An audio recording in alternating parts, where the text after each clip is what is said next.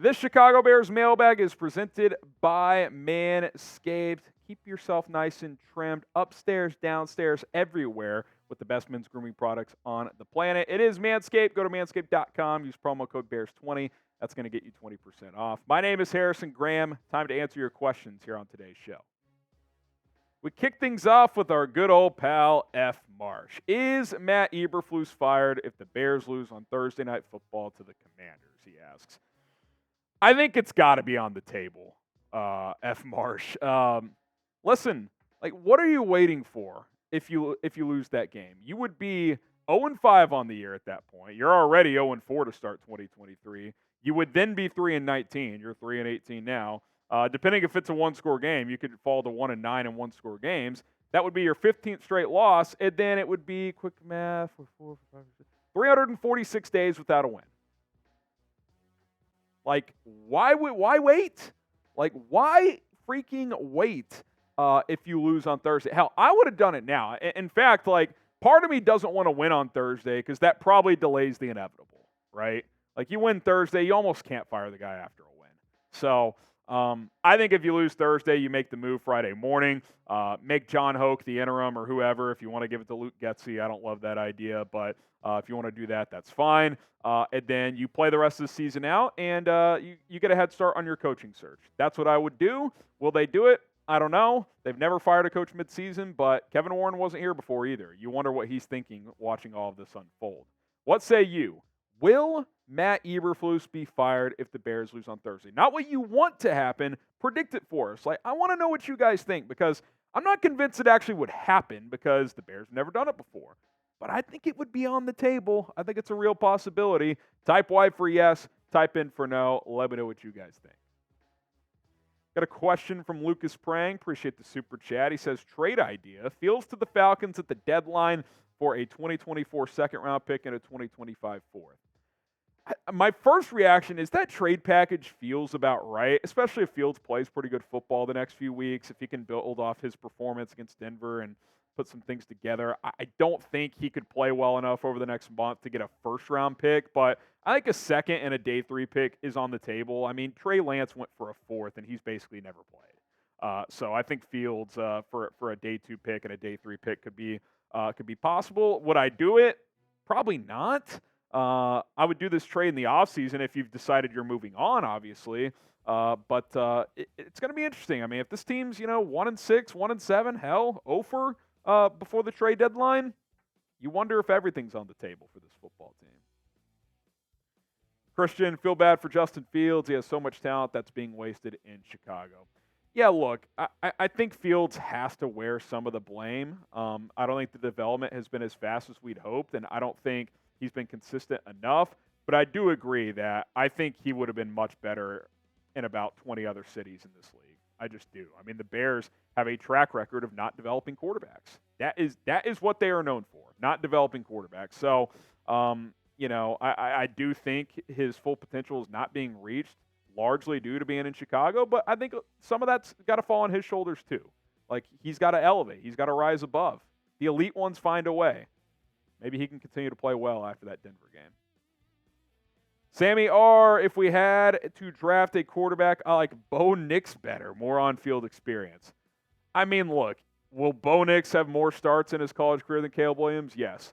But Caleb Williams will be close to a full 3-year starter after the season. He started half of 2021, all of last year, and he's going to start all of this year barring an injury.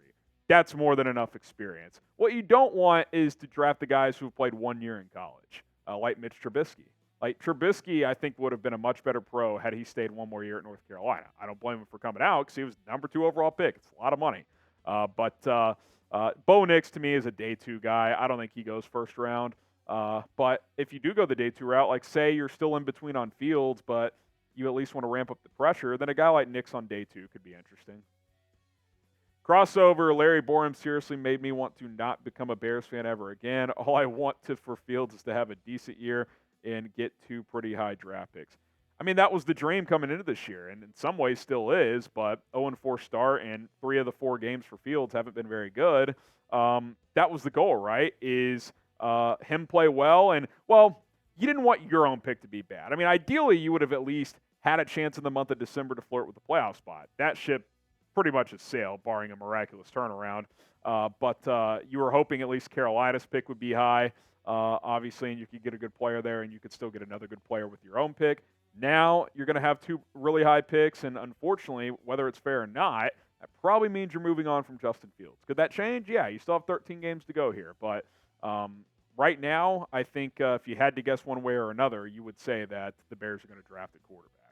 Now, what you guys should be drafting is the Beard Hedger Pro Kit from Manscaped, because today's show is sponsored by Manscaped, who has stepped up from Ball-O-Ween to clean your face the cleanest shave it's ever seen. So this season, no need to toil and trouble. Manscaped's all-new Beard Hedger Pro Kit is what you guys want. We've been telling you guys about the Beard Hedger for a while. It's a premium beard trimmer, brand new product in the last 12 months. Use code BEARS20 to get 20% off plus free shipping. This is the product I've been using for the last 9-12 months because I tried other beard trimmers and I've always had trouble trimming my beard for whatever reason. You get hair tug and it's just not, a clean shave. Well, with Manscaped, this product, it absolutely is. And if you get the full Pro Kit, you get the conditioner, the shampoo that you can put in your beard. You get the comb, you get the scissors, you get the brush as well. A couple of other products in there, and it all comes in one little kit for you guys. You can take it on the road.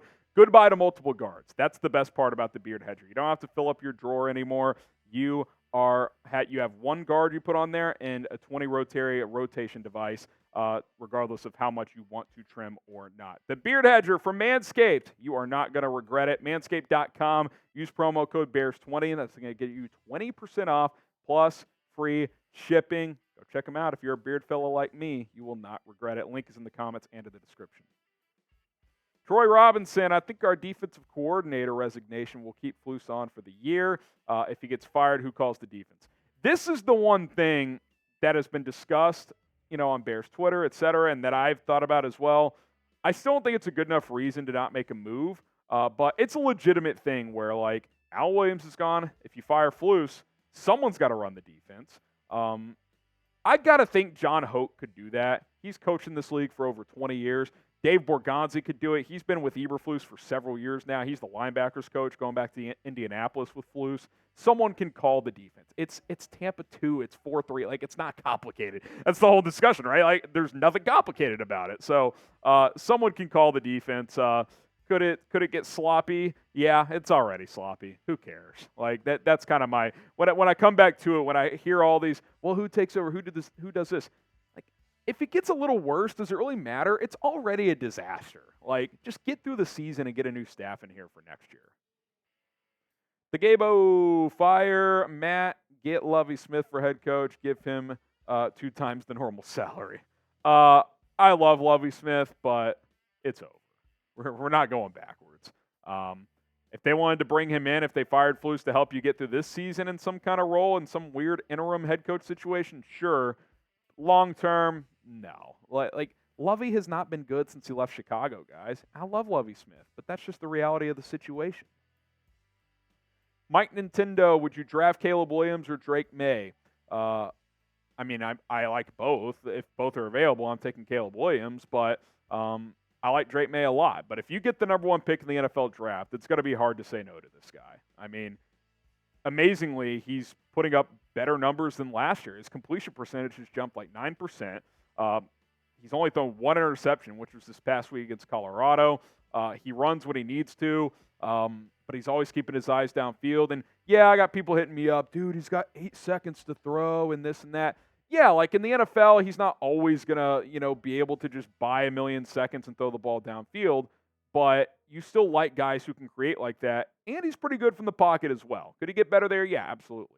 No prospect is perfect, but he is a dynamic playmaker, and if you get that top selection, it's going to be hard to pass on this kid.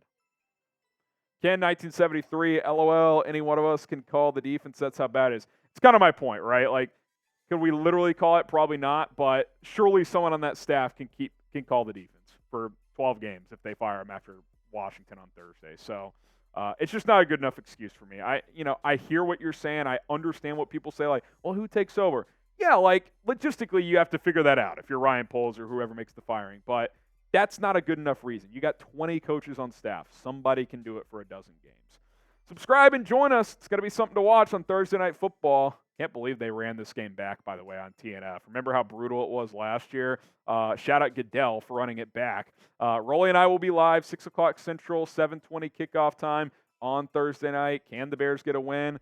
Could it be Matt Eberflus' last game as this team's head coach? I think everything's on the table. Hit that subscribe button and join us on Thursday night, 6 o'clock Central time. Daquan Williams, why is the defense not forcing turnovers? What happened to the hits principles? Well, we've said it for a few weeks. It's the shits principles. And by the way, I kind of poked fun on hits on Twitter on Monday. The top 2 highest graded linebackers this year per PFF, Roquan Smith, Nicholas Morrow, who played with the Bears last year. You traded Roquan. Morrow was not good here. And look, Morrow's not the second best linebacker in the NFL, but it's just kind of comical, right? It's so typical. In his career, the worst year of his career is with the Bears. I mean, why wouldn't it be? And I kind of just said, the hits just keep on coming for the Bears. Yeah, the hits principle sucks. DC Viper, if you draft Caleb Williams, do you draft Marvin Harrison Jr., Joe Alt, or Dallas Turner with their second first-round pick? If you're picking in the top 5, I think that's a little rich for Dallas Turner right now. Joe Alt, maybe. I like Olu Fashanu better, the Penn State left tackle, but Alt's a stud too. The Notre Dame tackle's legit. The idea of pairing a legit tackle with Darnell Wright is starting to intrigue me. You got to get better in the trenches. And I like Braxton Jones, but he's on IR with a neck injury. I don't think we really know what's going on there. Hopefully it's not serious, but maybe he can kick inside. Worst case, he's your swing tackle. Like, if Braxton Jones is your swing tackle, you feel damn good about that because he's played some good football. So I just am growing on the idea of if you can have those bookend tackles for the next 7 to 10 years, that's pretty appealing to me. Couple more here. Davey Streb, right? Jim Harbaugh, blank check. They said no to that idea last time. That was the big rumor that Harbaugh would have done it, but he wanted player personnel control and he wanted major money. Do you want to give those two things up? If you do, what does that mean for Ryan Poles? I don't know. I don't think they would give up player personnel to a head coach, but blank check, if, it's not my money, I would take Jim Harbaugh. He's definitely better than what you got. Speaking of what you got, who you got on Thursday Night Football, type CHI for the Bears, WAS for the Washington Commanders. Who do you guys think wins on Thursday night? Bincy Beast, Sanders or Ewers? Shador Sanders or Quinn Ewers? I like Shador right now. I do think there's a good chance he goes back to Colorado, though, for another year, gets another year of Power 5 college football experience. That would be his 4th year of playing in college, by the way. 2 years at Jackson State, 2 at Colorado. That'd be a ton of valuable experience. Quinn Ewers is more of a traits guy. Cannon for an arm, pretty mobile. I need more consistency there. I want to see how he plays the rest of the season. I would lean Shador because he's much more accurate, in my opinion, than Quinn Ewers right now. But I think both would probably go in the first round if they both come out. Colin Cameron, Bill Belichick as head coach. Can we bring Lovey back? I mean, calling grandma and grandpa here? You want to go Bill Belichick if the Patriots move on. By the way, that would be such a Bears move. And look, Belichick, he's the GOAT. He's not whatever. He's top 2-3 coach of all time. He's probably still the GOAT, for being honest. But, could you imagine if Robert Kraft forces him out and the Bears are like, oh, my God, this guy's available. He's the GOAT. Let's bring him in here. That would be terrible. You can't – no. That's like when they brought in John Fox, who was half retired, and he was like, wait, y'all are going to give me $20 million? Okay. Now, Bill Belichick's much better than John Fox. That's not what I'm trying to say. Producer Rolly, who's a Patriots fan, he's even chuckling right now. He wants him out. He wants him out of New England. Do not hire 71-year-old Bill Belichick if he becomes available. And Lovie Smith, that shit, it's over. That ship has sailed.